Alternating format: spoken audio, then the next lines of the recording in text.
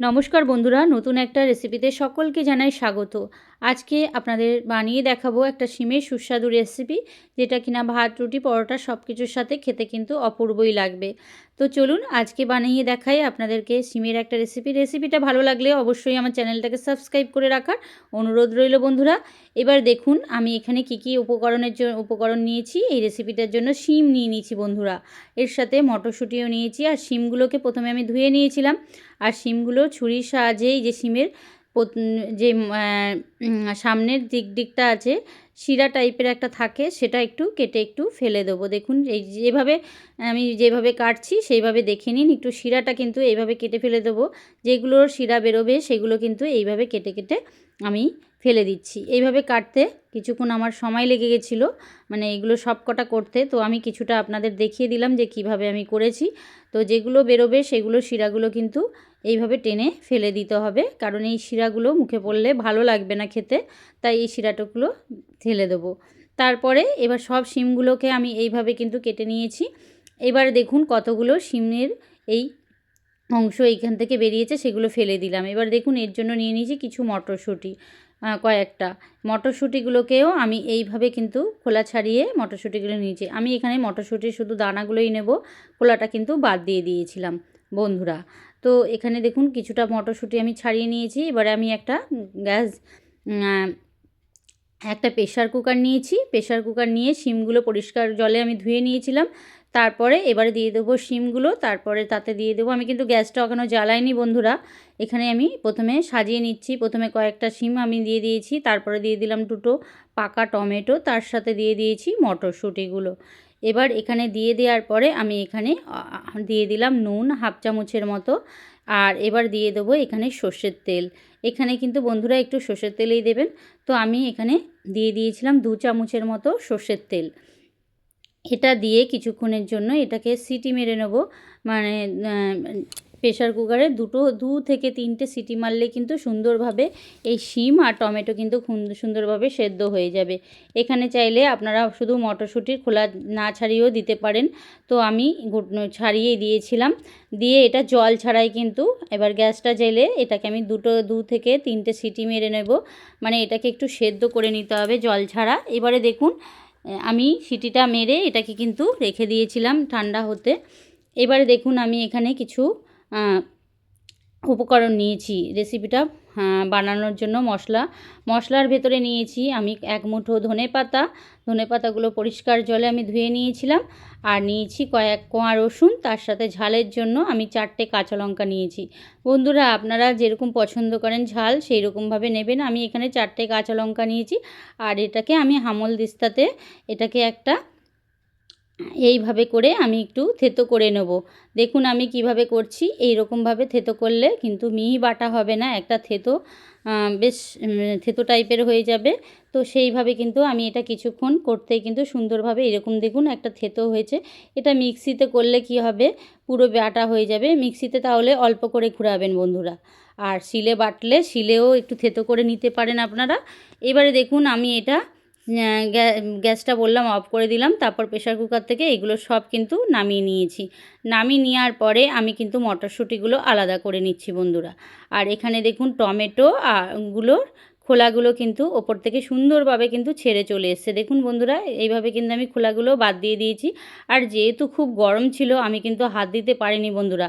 এটা তো খুব বেশি ঠান্ডা হয়নি, তাই জন্য আমি গরমই অবস্থাতে তো আপনাদেরকে দেখাচ্ছি। এখানে দেখুন আমি কিন্তু টমেটোটাকে একটা চামচের সাহায্যে ভালোভাবে কিন্তু চেপে চেপে এটাকে দিচ্ছি, যাতে এটা খুব ভালো করে এটা মাখানো হয়ে যায়। মানে হাতের সাহায্যে প্রথমে আমি কিন্তু চামচের সাহায্যে করছি, কারণ প্রচণ্ড গরম ছিল, আমি হাত দিতে পারছিলাম না। এটা ঠান্ডা হলেও করতে পারেন বন্ধুরা, কিন্তু আমি গরমই করেছিলাম এটা।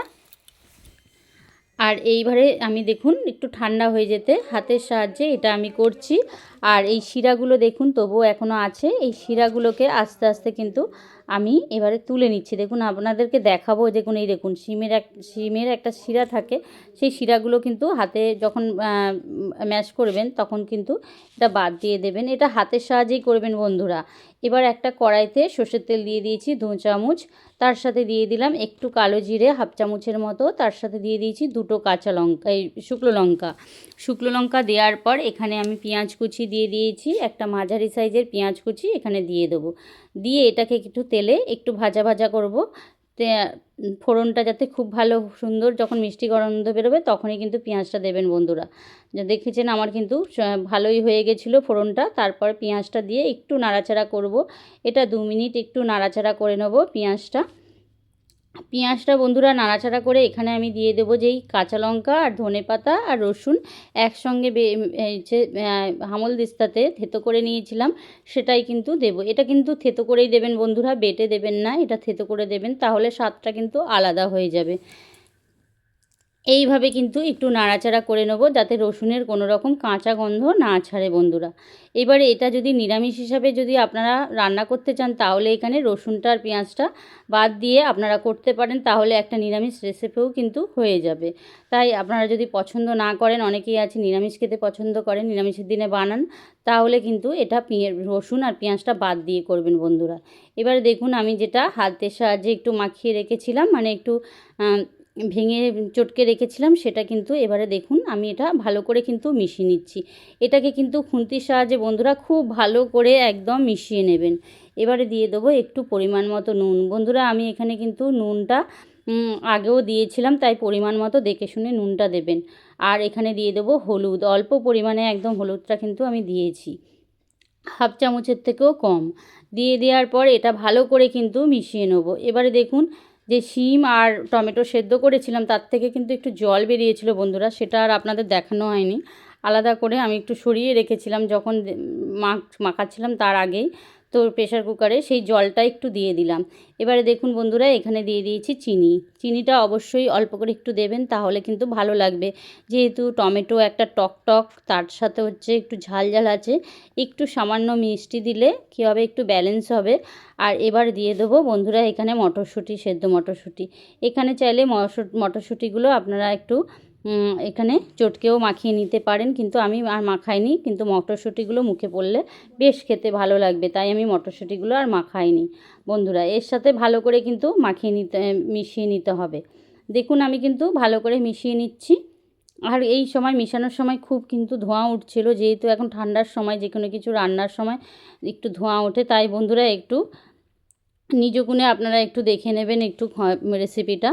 তো একটু বুঝতে অসুবিধা হবে, তবু আমি একটু বলে দিচ্ছি বন্ধুরা, আমি যতটা পেরেছি আপনাদেরকে দেখানোর চেষ্টা করছি। এবারে দিয়ে দেবো একটু ধনেপাতা কুচি, ওপর থেকে অবশ্যই একটু ধনেপাতা কুচি দেবেন বন্ধুরা, খেতে কিন্তু খুবই ভালো লাগবে।